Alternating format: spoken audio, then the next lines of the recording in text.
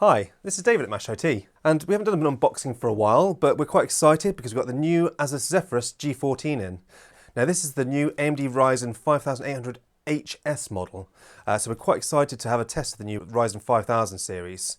We've obviously covered a lot of the Alienware recently with the Intel processors, so it's going to be nice to see how these new 5000s stack up against them. So let's open it and take a look.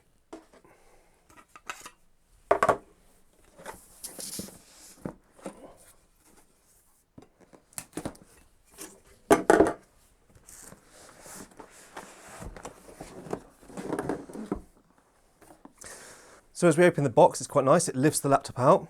This is a 14-inch gaming laptop. It's surprisingly heavy and dense feeling, but it does feel nice and small. It's got a nice heft to it. So we're going to open that in a second. See what else we've got in the box.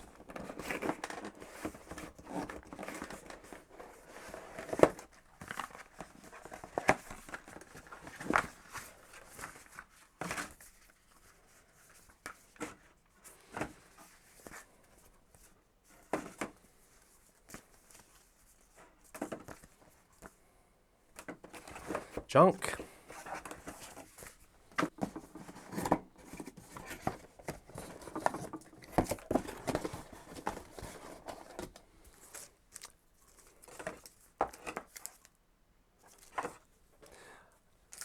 A 180-watt power brick, nice and compact.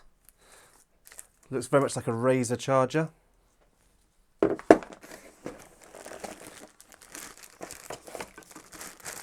And a UK power cord. That's it.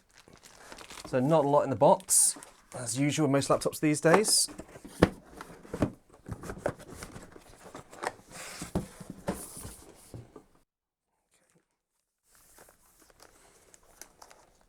So we've got like an Apple style wrapping or Razer style wrapping where they've covered it in cellophane. So let's open it up.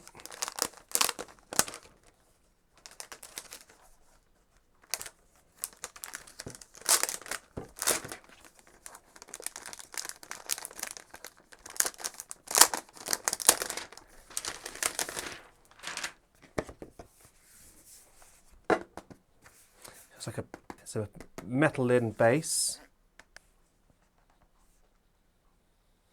So as I open the laptop, the rear is lifted upwards, which is nice. It gives you some good airflow at the rear of the laptop.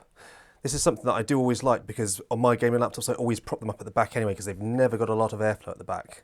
So the fact that this does it itself, that's quite handy.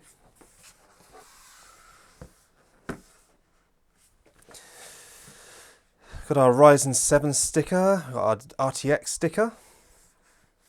Upward firing speakers. The keyboard looks quite nice.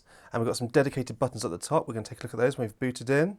And a power button over on the right. So let's fire it up, see if there's any battery, and we'll take a look inside.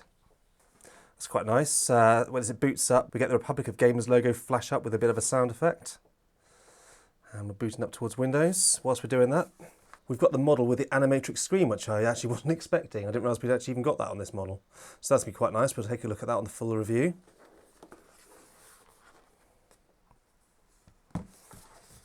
So just a white backlit keyboard. Right, so we're into Windows. Now this is the 1080p 144Hz panel. It looks great. We're going to look at this in more depth in the actual main review. The keyboard has a nice layout and a good feel to it, so it'll be quite interesting. I enjoy typing on this keyboard, I think. The cursor keys are separated from the actual keyboard, which I like. There's nothing worse like the old Razer blade where they were actually tucked in with the keyboard. One thing I do like as well, this is kind of quite old school, but you've actually got some status lights at the top here for hard drive, charging and power. That's quite useful. A lot of laptops have done away with that in this day and age. The trackpad, although not overly big, has got a nice glide to it. The click is okay, nothing special, but if you just tap it, it seems fine. Now at the top, the dedicated keys, you can see we've got dedicated volume keys and a mute key. And lastly, we've got the Armoury Crate key. This is where you can adjust the performance of the machine. So we'll also look at that in the review. Now, as I said earlier on, it's just a white backlight with just 3 stages, but in all fairness, I think that's all you need. We've got the grey deliberately because if you get the silver model, because it has a white backlit keyboard, I find it's very difficult with the backlight on to actually see the, the characters on the keys. Fine if you're a touch typist, but then you don't really need a backlit keyboard anyway. Had a quick play of the speakers so far. They sound alright. They're not overly loud, but there's reasonable quality. Setting the machine up, the fan noise, it's not overly distracting. It was firing up every now and again, which is to be expected when it's installing. Certainly not as bad as a razor blade. But we're going to do a full test of the performance of this machine and the customization in this Armoury crate in the full review. Right, so have a quick look at the ports whilst we're here. On the right side, we have a USB-C and 2 USB 3 ports and a Kensington lock slot on at the rear with just the vents firing out on that side at the back. And on the left side, again, we start off with some vents. Then we've got the power adapter. We've got HDMI 2 port. We've got another USB-C, which looks like it also includes display port. And we've got a headset jack. So being a Ryzen, there's no Thunderbolt ports on this machine, but it's actually not a bad selection of ports there. I would have liked to have seen another USB port on this side personally though. Obviously, because of the rear lifting it up off the back, there's no ports at the back. Now, being on battery power, it automatically turns off the anime matrix lighting that you have on the rear. It's a bit of a shame. I'd like to have the option where you can turn it on. We'll have a look to see if that's something that you can actually do. So overall, for this unboxing, really impressed so far. I like the keyboard. Speakers are okay. It feels nice and solid in the hand, and it feels quite compact as well. It'd be interesting to put this up against some 15-inch laptops to see how much smaller it is. So we might do that in the full review. If there's anything in particular you'd like to see on this model, pop it in the comments down below. We will be dropping the full review over the next couple of days. So please like and subscribe and hit your notification bell if you're interested in watching that one. Thank you for watching.